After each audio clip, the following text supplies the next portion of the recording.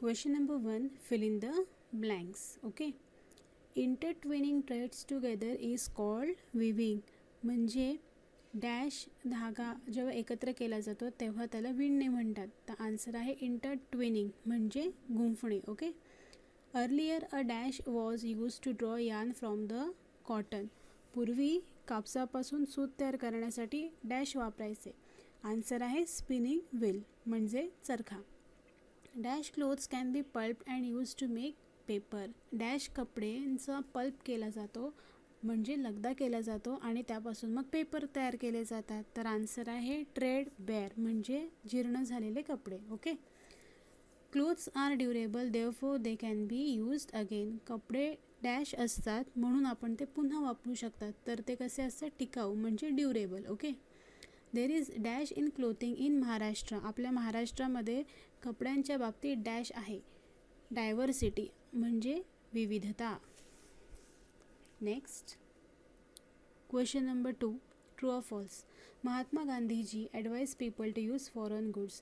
महात्मा गांधीजींनी लोकांना विदेशी सामान वापरा असे सांगितले. तर हे चूक आहे, false. Okay. We can make quilts from old and torn clothes. आपण जुन्या कपड्यापासून फाटलेल्या कपड्यांपासून क्विल्ट्स म्हणजे गोधडी तयार करू शकतो. आन्सर आहे true. Pulp of paper cannot be reuse for anything. पेपरचा जो लगदा आहे तो पुन्हा आपण कशासाठी वापरू शकत नाही. तर फॉल्स. आपण त्यापासून खूप काय वस्तू बनवू शकतात. ओके. हे वाक्य चुकीचं दिलं आहे, so answer is false. Detergent powder is a natural substance. जे डिटर्जंट पावडर आपण घरी यूज करतो ओके कपडे धुण्यासाठी ते नॅचरल आहे, नैसर्गिक आहे. तर हे वाक्य फॉल्स आहे. ओके, चुकीचं आहे. Question number 3, answer in one sentence. What messages did Gandhiji give through the use of spinning wheels. Okay. चरख्याच्या मदतीने गांधीजींनी लोकांना कोणता मेसेज दिला, कोणता निरोप दिला, कोणता संदेश दिला. Gandhiji give message of using only swadeshi goods through the use of spinning wheels. गांधीजींनी लोकांना कोणता संदेश दिला की फक्त स्वदेशी सामान वापरा. Okay. Which are the natural source of yarn. Okay. धागा तयार करण्याचे नॅचरल स्रोत. ओके. नॅचरल स्रोत काय आहे? तर नॅचरल सोर्स आहे plants and animals. Okay. Plants and animals are the natural source of yarn. Plants म्हणजे जसं कॉटनपासून आपल्याला कॉटन थ्रेड मिळतं. ओके. कापसापासून मिळतं कापसाचा धागा. आणि ॲनिमल्स तुम्हाला माहिती आहे शिपपासून आपल्याला वूल मिळतं.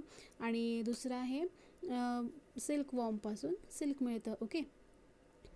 Which are the artificial yarns use to prepare clothes. Okay. Artificial yarns म्हणजे आर्टिफिशियल धागे कोणते आहे ज्यापासून आपण कपडे बनवतो. तर आन्सर आहे nylon, rayon, polyester are the artificial yarns use to prepare clothes. Fourth, what happens to water when we soak used clothes in it. आपण जेव्हा वापरलेले कपडे पाण्यात भिजवतो तेव्हा काय होतं? Water becomes dirty when we soak used clothes in it. जेव्हा आपण वापरलेले कपडे पाण्यात भिजवतो त्यावेळेस पाणी हे घाण होऊन जातं. ओके. कारण कपड्यातले जे घाण कण आहेत ओके जी घाण आहे ती पाण्यामध्ये मिक्स होऊन जाते. Fifth, what types of soaps do we use to clean clothes. आपण कपडे धुण्यासाठी कोणते वेगवेगळे प्रकारचे साबण यूज करतो.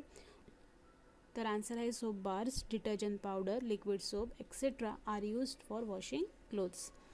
Sixth, why do people in Maharashtra wear cotton clothes. महाराष्ट्रातील लोक कॉटनचे कपडे ओके का यूज करतात. आन्सर आहे considering the hot climate in Maharashtra people wear cotton clothes. Okay. आपल्या महाराष्ट्राचं वातावरण कसं आहे तर हॉट आहे, उष्ण आहे, म्हणून आपण जनरली कसे कपडे घालतो तर कॉटनचे कपडे. Okay. Answer in brief. State 2 veg by which clothes can be woven. 2 पद्धती सांगा ज्याने आपण कपडे तयार करतो, विणतो. तर पहिला आहे clothes can be woven in 2 ways. First, sweaters, caps etcetera are woven with the help of knitting needles at home. Okay. Sweater, टोपी हे आपण नीडल्सच्या मदतीने ओके हे वुलनचे असतात तर तुम्ही त्या नीडल्स ज्या असतात वूलच्या त्याच्या मदतीने तुम्ही ते तयार करू शकतात घरी. पुढे handlooms and powerlooms used to weave clothes on large scale. Okay. आपण हँडलूम आणि पॉवरलूमच्या मदतीने मोठ्या प्रमाणात कपडे तयार करू शकतो. हे आपण लेसनमध्ये पाहिलेलं आहे. Okay. Now second, suggest 2 ways in which you can use old but durable clothes. 2 पद्धती सांगा ज्यामध्ये तुम्ही जुने पण टिकाऊ कपडे वापरू शकतात. ते इकडे तुम्हाला 6 पॉईंट्स दिलेत, त्यापैकी तुम्ही कोणतेही 2 पॉईंट्स लिहू शकतात. ओके, सगळे पाठ केले, सगळे लिहिले तर चांगलंच आहे. Okay, clothes are durable therefore even if they become old they can still be use. Okay, कपडे टिकाऊ असतात म्हणून ते जुने जरी झाले तरी तुम्ही त्याचा वापर करू शकतात. If the clothes are still in good condition they can be given to those who need them. जर कपडे अजूनही चांगल्या परिस्थितीत आहे तर तुम्ही गरजू लोकांना ते देऊ शकतात. Torn clothes can be made into useful articles like quilts or dish clothes, doormats, etc. Okay, जे फाटलेले कपडे आहेत त्यापासून तुम्ही गोधडी बनवू शकतात, म्हणजेच क्विल्ट. डिश क्लोथ म्हणजे डिश पुसायला तुम्ही कपडे तयार करू शकतात. नंतर डोर मॅट्स, ओके, तुम्ही पायपुसणं तयार करू शकतात इत्यादी.